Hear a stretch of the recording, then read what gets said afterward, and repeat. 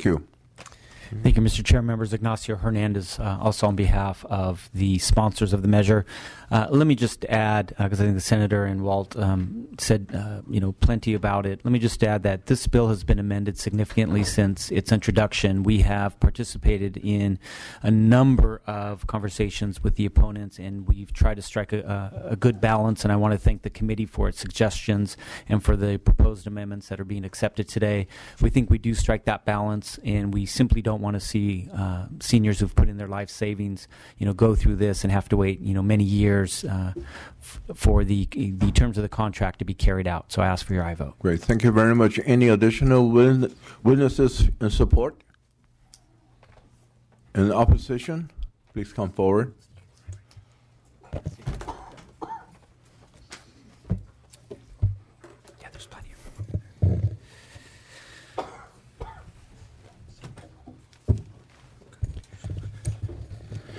Good afternoon, Mr. Chair and members. Peter Kellison on behalf of Leading Age California, represent the not-for-profit continuing care retirement communities in the state. There's roughly 100 CCRCs, and the overwhelming majority of them are not-for-profit, largely religious-based or faith-based, fraternal-based entities. Want to acknowledge that the author and the sponsors have made substantial amendments. We appreciate the negotiation that's been underway. Our starting point with this legislation is to ensure that consumers or estates do have access to expedited repayment in a timely manner. The balance that needs to be struck is to ensure that providers that are operating in good faith to resell units are not penalized simply because the ability to resell the unit is not possible due to market conditions. One of the things I want to be perfectly clear about here is that if there's a perception that CCRCs benefit from having empty, unsold units, there is no benefit to the CCRC. It's not healthy, desirable, nor financially sound to have empty units. So CCRCs do take every effort to resell units, but it is not possible in every case to do so, which is why there are situations where the ability to obtain the money does not come in a timely manner. Having said that, we think we can find a balance. We want to continue working on that with the author. As the bill stands now, we must still oppose it. It's still, in our opinion, it pits estates versus current residents. We don't think that's healthy. We think we can improve on that. And I'll turn it over to my next witness. Thank you. Good afternoon. I appreciate the opportunity to be with you today. My name is Kathy Kirchhoff. I'm a managing director with Kane Brothers. We're the leading underwriter of tax-exempt bonds for nonprofit CCRCs in the state of California. And I think that there are some unintended consequences that could occur as a result of this proposed legislation. By protecting the existing residents and their estates, we are compromising and exposing the remaining residents at the campuses. So I want to comment on three specific items. First, the impact of the 120-day repayment requirement. Second, the impact of the interest requirement on retroactive application. And third, the proposed interest rates themselves. So first, the impact of the 120-day repayment requirement. Currently, the state legislation under the Department of Social Services would require a reserve to be established. If that regulation is amended, the lending market, the capital markets, would also require a reserve in evaluating the financial profile of a CCRC. And so while it might not be mandated by the state, the capital markets, the lenders, banks, and bondholders would impose that requirement on CCRCs. Reserves are invested in a different manner than other items in the portfolio. They would be invested short term in order to meet the 120-day liquidity requirement that the reserve would be established for. And as a result, you're going to have an impact on pricing because you're not going to be able to invest all of the entrance fees in the normal, typical investment policy of the organization. Some of it will have to be set aside in a short-term account that is not going to produce the same level of earnings.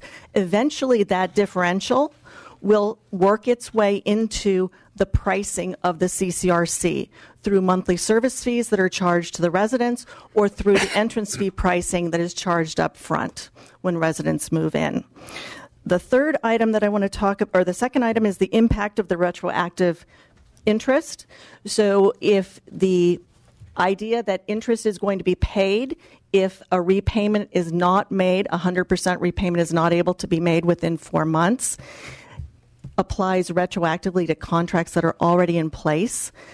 The source of that interest payment is the current residents. That's the only place for that money to come from. And so that will, again, result in eventually an increase in monthly service fee pricing and prospectively for an increase in entrance fee pricing for new residents once this legislation passes. The third item is the proposed interest rates. And again, the money that would be in the reserve would need to be invested short term in order to correspond with the purpose of the reserve, which is to provide liquidity and make repayments within 120 days. And so to use the prime rate when in today's market, like the U.S. Treasuries, are much less than that for a 120-day security, it provides a mismatch. So you're only going to earn 1%, but you're going to pay out 3.25%. Where does that differential come from? It comes from the organization. The organization, the CCRC, gets it from charging the residents. So through monthly service fees is, what we would see. So I think that in the end, it's the complexity and the increased cost would potentially result in either providers choosing not to offer a repayable contract, which was a contract option that consumers actually requested. And then second, it would result in increased cost. Eventually, it's going to work its way into both entrance fee pricing and monthly service fee pricing, again, limiting the access to that type of housing opportunity. Thank you, Chair and members. Ashley Satude, representing the California Association of Continuing Care Retirement Communities. Our association represents 23 for-profit CCRCs across the state with over 6,500 residents. I'm going to align our opposition comments with the previous statements. Our main concerns with the bills are the 20% lump sum repayment requirement, as well as the interest fees that were just described to you. I want to say our association greatly appreciates Senator Monning and his staff, as well as the sponsors for their work in the recent amendments. However, unfortunately, that does not remove our opposition. I want to say, in addition to our concerns, though, we are not at all opposed to the goals of this bill at all. In fact, we absolutely agree and appreciate the necessity for residents and their families to receive timely repayments of those large entrance fees. We just disagree with the way the bill aims at achieving those goals. And so we have submitted to the Senator, as well as all of your offices, our suggested amendments. We appreciate consideration. Those are not firm amendment proposals, just a discussion point. We do support the bill's requirement to cease the monthly fees after the unit is vacant. Absolutely. We also support the bill's requirement to disclose additional detailed information about the average length of time for the resale of a unit so that residents are very well informed. We absolutely support that. Additionally, we'd even support adding to the bill language that it would allow a CCRC to voluntarily pay the entrance fee repayment early at its discretion based on availability of cash flow. So with that, we really appreciate the willingness to discuss additional amendments so that we can remove our opposition should the bill pass out today. Thank you. Yes, thank you very much. Any additional in opposition, please state your name and affiliation. Thank you. Jim Gross on behalf of Front Porch Communities. One quick point. Amending contracts retroactively, as this bill does with respect to the interest, is really inimical to the relationship between two parties. And I think that I would ask Mr. Monning to consider amending that provision. We should not have to pay interest on contracts that we entered into that required no interest. Thank you. Great. Any additional opposition? Mr. Chairman and members, Carl London on behalf of Erickson Living. Just one additional point that hasn't been raised, and we're in an opposed unless amended position. The problem we have with the bill is that our contract model works a little bit differently than many of the traditional contracts. Our repayments to persons or estates isn't conditioned on the sale of their specific unit. It's conditioned on the sale of the next unit, and we use a queue or line model where when people leave the facility, however they leave the facility, they simply go to the back of the line and wait for the next units to be sold. That levels out the question of the person who has a very undesirable unit that, let's say, is in the basement next to the laundry room versus the person who has the third floor with the ocean view. Without this bill, we'd probably be okay working forward in California, even though there's nothing in the law that specifically authorizes that today. This bill immediately impacts that model because it requires us to make a repayment that is absolutely contradictory to the contract model that we use. Erickson doesn't have anything on the ground in California today. They're looking to come here. This bill would put them in a position where they wouldn't come here because with their contract model. And that's not something we want. We have an aging population. These guys serve 24,000 people in states around the country with 10,000 employees. We need this model in California. This bill exactly impedes our model and wouldn't be one that we could even make work in California. So we oppose the bill for those reasons. Good. Thank you, Carl. Any additional opposition, please? Again, state your name and affiliation. Seeing none, any question from the members? Yeah, I just have a question. This, of course, you guys are all experts in this, and just some of the language in here. When I read through the analysis, we've got an equity interest contract. We've also talked about entrance fees. And so can you explain the difference between that? What's an entrance fee versus an equity interest in a property? I'd be happy to explain that. So an equity interest is where the resident has an interest in the real estate of the campus, and so they have the opportunity to have an increase, to benefit from the increase in real estate values. Example would be like a condominium.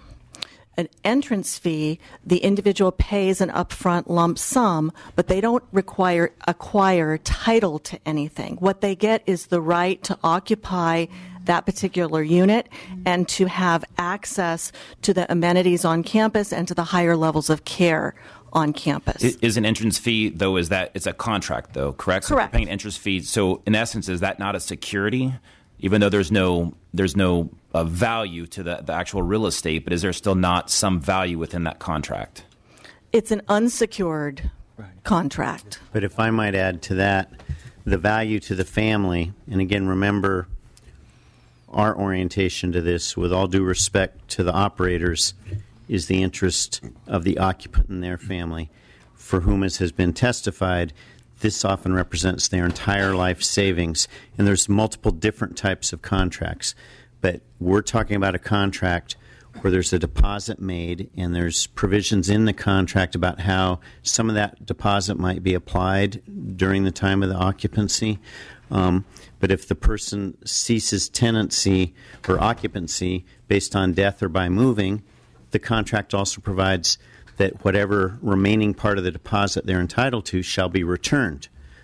The defect is there's no timetable. So as has been mentioned, I have a constituent who's been waiting for 5 years for a sizable deposit to be returned to the estate. They can't settle the estate. Family members are waiting with no provision in law that says they should get it after 6 years, after 10 years, after 20 years. So what we seek to do is find a balance that will provide some predictability and guarantee for someone either moving who's entitled to return deposit or somebody who's died. And so what we've done with the amendments today is prioritize that somebody who needs that deposit back to move to another facility, maybe they're moving out of state to be closer to grandchildren or something. That's why with the chair we've agreed to the 20% return within 120 days for the living and a 10% requirement for an estate. These represent huge compromises from our starting point, where we sought and thought it was fair to try to get virtually all of that deposit back within 90 days and then within 120 days. If I could just respond maybe to just a couple of the points that were raised, because I think they go to your question as well, Assemblymember Mays. We're trying to find a balance that respects the businesses that are operating. Certainly don't want to take actions that are going to result in residents paying higher rates. But as you heard, they're using that deposit to invest and to earn top dollar on the market. But if that investment interest is going against, the return on that investment is not going to the resident. It's going to the facility or the shareholders of that facility.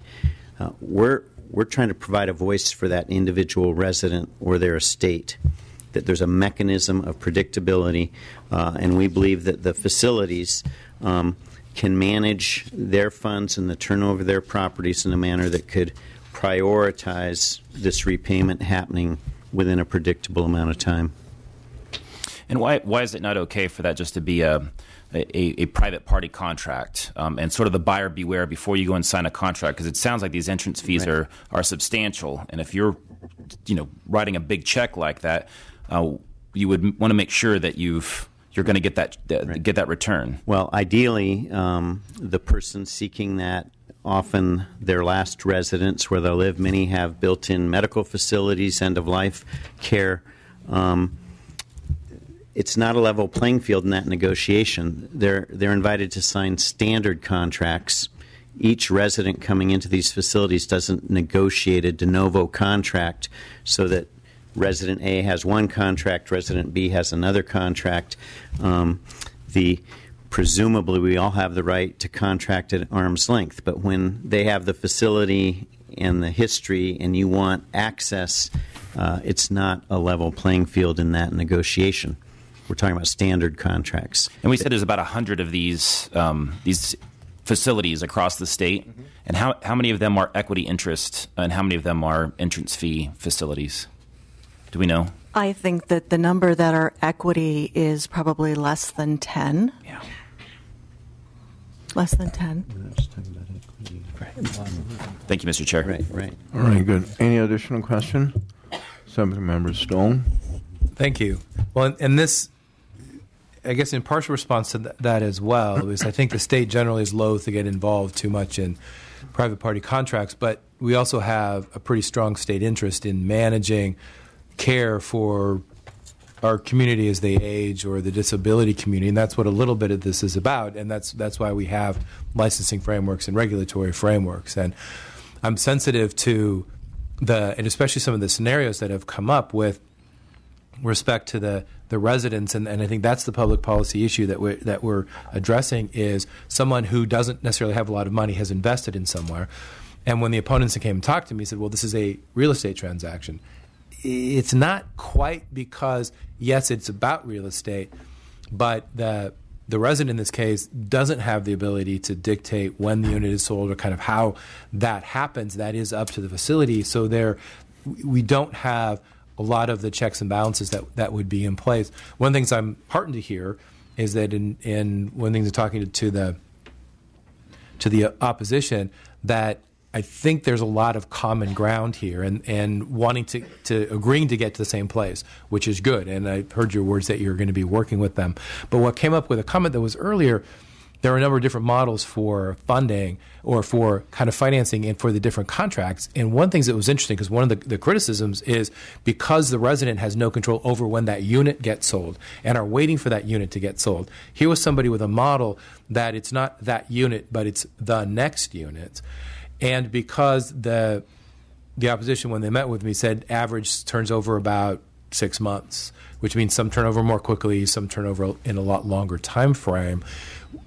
How does that other model, where the calculation is not based on the unit selling, but the next unit, I would think that would move up the timeline? How does that fit into the calculation or your perspective on how you're doing this policy? Good. Well, it's a fair question. And what we've learned, and it may vary by contract, is that some are based on the sale of your unit, and there's sometimes a disincentive to maybe lease out other units if you've got a huge deposit that they've invested. Right, which is where we don't want decisions being made to hold on to money longer, get the interest income to the detriment of a resident, especially where that family is waiting or the individual is waiting for that money to come back in. But if there's a model out there that says, no, it's just the next unit, that kind of takes that calculation out of the equation, doesn't it?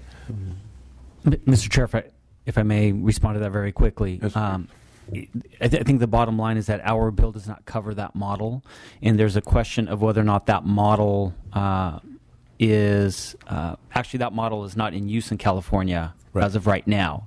So it's a little bit apples and oranges because our bill doesn't cover that model. But it's right. That was the first I'd heard of it, honestly. It's an interesting thought, and it gets to one of the issues that you're trying to address, and that I agree with we need to address, and that is being able to change the timing of the sale of the unit to the detriment of the estate or the individual as they're moving on. Again, Mr. Chair, if I may just very briefly, we've been meeting with the representatives of Erickson for a number of weeks now and hearing about that model. And again, part of our challenge is that our bill doesn't cover that model, and there's a question of whether that model has been affirmatively approved for use in California. It's just something that's a little bit outside of our bill. We're open to listening and hearing about that model, maybe in a different vehicle. We've said, we are certainly willing to engage. The thing that comes up with that model and also with the contracts that are covered by our bill, and I think goes to some member Mays' question and what's raised about the finances, is that even if the individual residence unit is sold, there is a potential that the resale of that unit is, let's say, less than what the amount that is owed to the resident. So even putting the timing issue aside, in that event, the communities, the entities, the corporations already have to have some money available to pay the resident the full amount that they're entitled to under the contract. So when we hear some of the concerns that they're going to have some money set aside and we're not sure how to handle that, these communities already have to do that because they have to anticipate lots of possibilities, because by contract they're required to pay back a certain amount. It's a reduced amount. It's not the entire amount. I mean, there's allowed some flexibility under the contract, but we're not creating a new requirement to pay money back. Right. No, but the point was that there are models that might help that particular issue in there, which is what was interesting about it. But then also, having heard your testimony and testimony of the opponents, the balance there of ensuring that we're protecting the ability of the estate or the individual who's then moving to a different facility and have flexibility in their sort of nest egg in what they have, but also the viability of the business model that these organizations are engaged in, and some of that fairness. But it sounds like there's great grounds for being able to strike a deal at some point, and I think that's great. I think we've made progress. We have another committee referral if we get out of today's committee. We're committed to continuing to work on this. I think one clarification for the record, there's been reference to equity models where the family or the individual gains an equity interest like a condo. That is not covered in this bill. We're talking about the situations where a deposit is made and it's more like a lease arrangement. We're not talking about the equity interest model. Mr. Chairman, may I? Thank you. Assembly Stone, you got your question answered? All right. Sorry, Carl. Any additional questions? I just wanted to clarify something, if that's all right. Okay. Quickly. That there was an impression that the organizations are keeping all of the entrance fees and they're sitting in their investment portfolio, and that we're just going to segregate 20% and invest it short term. That entrance fees are most often used to pay down debt, to make capital improvements, and so they're not just sitting on the organization's balance sheet being invested. They have been spent in most cases. Absolutely. My point was that of the investment portfolio, they would now need to take money and set it aside. Right. Well, thank you very much. First of all, I want to thank the Senator for working on some last-minute amendment over the weekend, and also your willingness to continue working with the opposition to refine this bill. The CCRC provides an attractive attractive living and long-term care options for some individual, but it is important to make sure that individuals and their estate receive timely repayment of their contracted entrance fee. I support this bill as amended, and because it prioritizes individuals who choose to move from a CCRC while also balancing the interest of the beneficiaries of former residents with those of current and prospective residents. With that, I would like to entertain a motion. We have a motion and a second.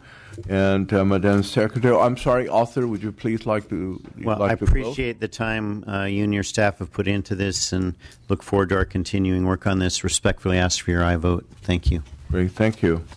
So, Secretary, would you please call the roll? Motion on SB 475 by Senator Monning is due pass as amended.